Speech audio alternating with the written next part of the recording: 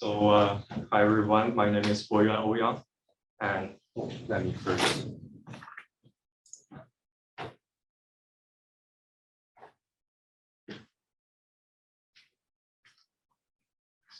Hi again, my name is Boyuan Ouyang, and I'm a master's student here in the VC lab. And it's my pleasure to be here today to give a short introduction before the PhD seminar lectures. And the topic of my talk today is the introduction to current BIM challenges. Let's get started. The purpose of my talk today is to first of all give you some background information about what BIM is and how BIM softwares work. Then I will talk about the challenges that the industry is now facing under the current practice of using BIM. And finally, I will talk about our research motivation and give our vision about what a future BIM system should look like.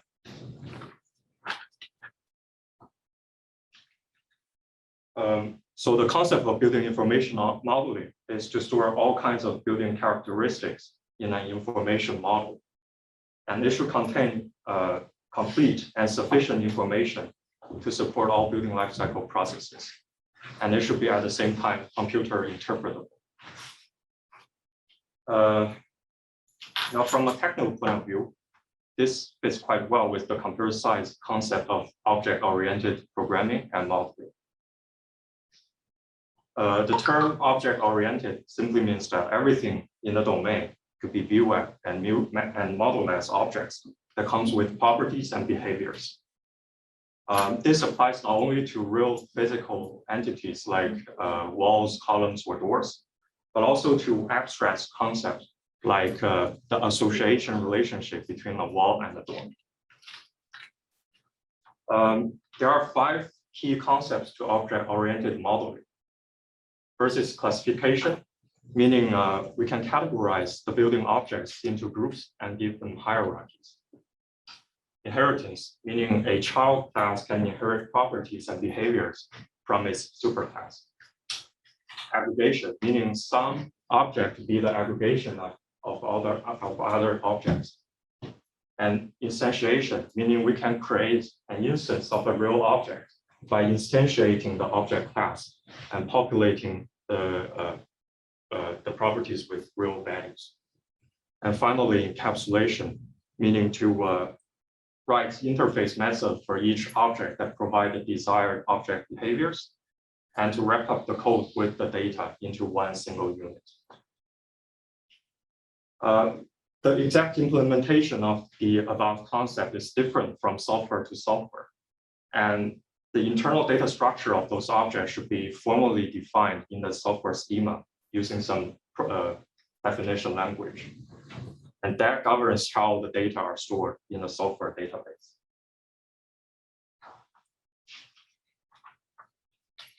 So in the context of BIM, interoperability is a very important term. It refers to the ability to easily exchange data and information across applications. An interoperable design system should smoothen design workflows and facilitate the automation of the processes. Now, it should be understood that there exist hundreds, if not thousands, of BIM softwares now available on the market, each focusing on one or a few specific disciplines related to building design and construction. And the diagram here on the right is just to show a few of them. Now, it should be understood that different softwares have schemas that are completely incompatible with each other, since each are focusing on one specific use. And to protect intellectual properties, companies tend to keep their proprietary schemas confidential. And to a great extent, that hinders the communication between softwares and applications, which leads to the interoperability problem. So there are a few existing solutions that are trying to address those obstacles. First is to create direct interface between softwares through APIs. And what that's doing is essentially mapping one software schema to another so that they can communicate. However, this approach usually exists only between softwares under one company's ecosystem or between those from a few companies that have very tight business agreement. Another approach would be to create a common data schema that multiple softwares agree to adopt as their native schema.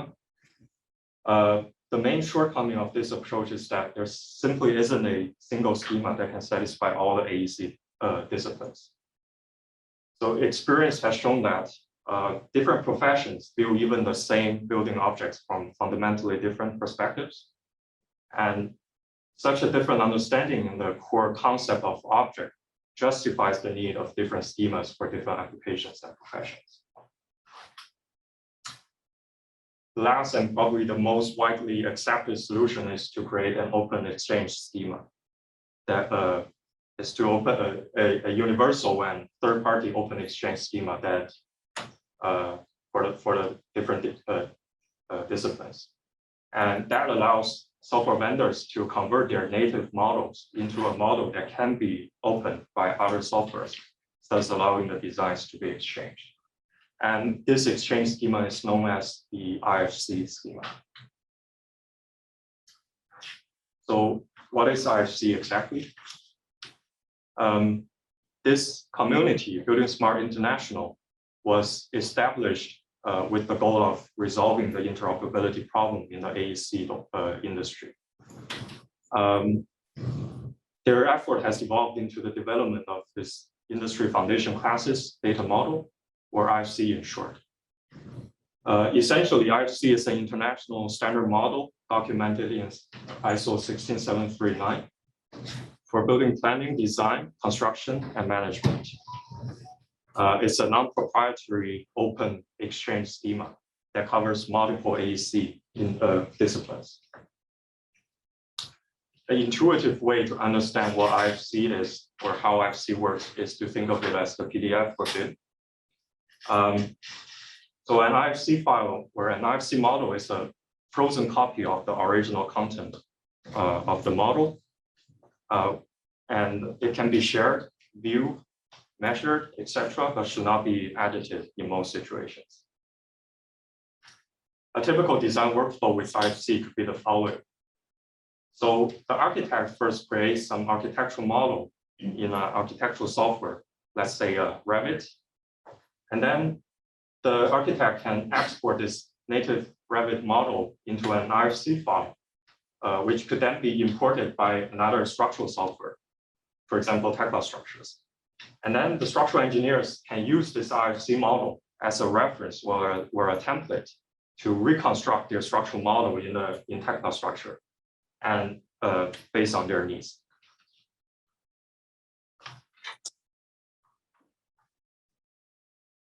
So you might think that IFC seems to be a pretty good solution to the BIM interoperability problem.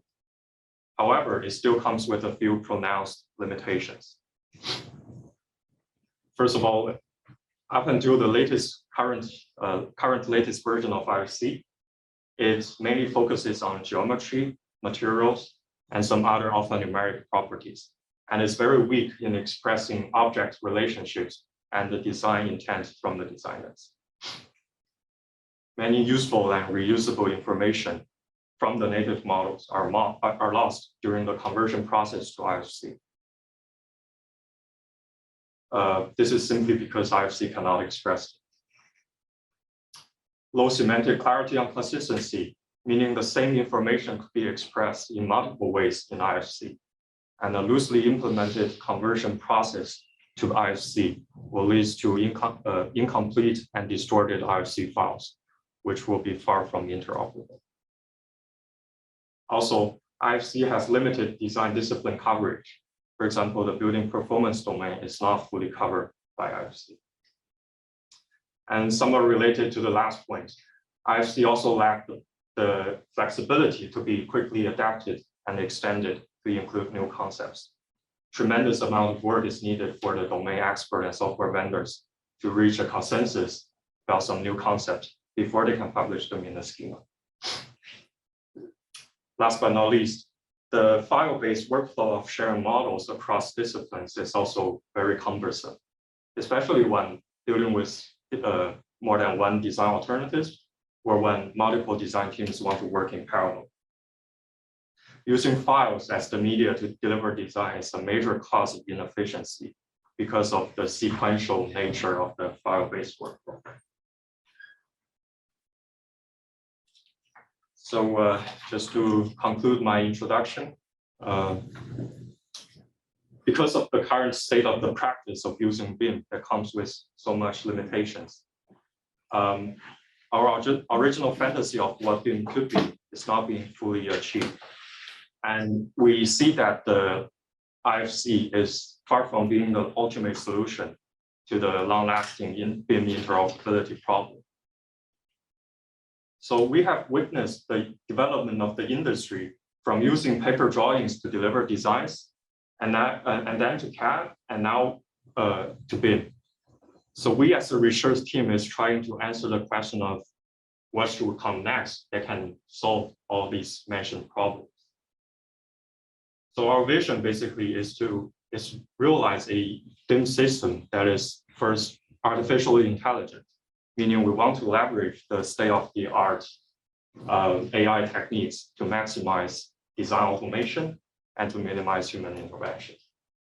Collaborative, meaning we want to make the collaboration and cooperation between disciplines and professions as smooth as possible to the end users. Concurrent, meaning we want to allow the parallel work of different professions at the same time, but instead of the current sequential workflow. Federated, meaning we want to keep separate models for each discipline, provided that the consistencies between the models should be maintained in an automated fashion. And finally, cloud-enabled, meaning all the design models should be stored in an online repository with all the necessary connections established between them. And authorized users should be able to access the most up-to-date models in the cloud at any time, and regardless of what application they are using. So by that, I would like to finish my introductory presentation, and please welcome Siyu Chen to give the first PhD seminar lecture.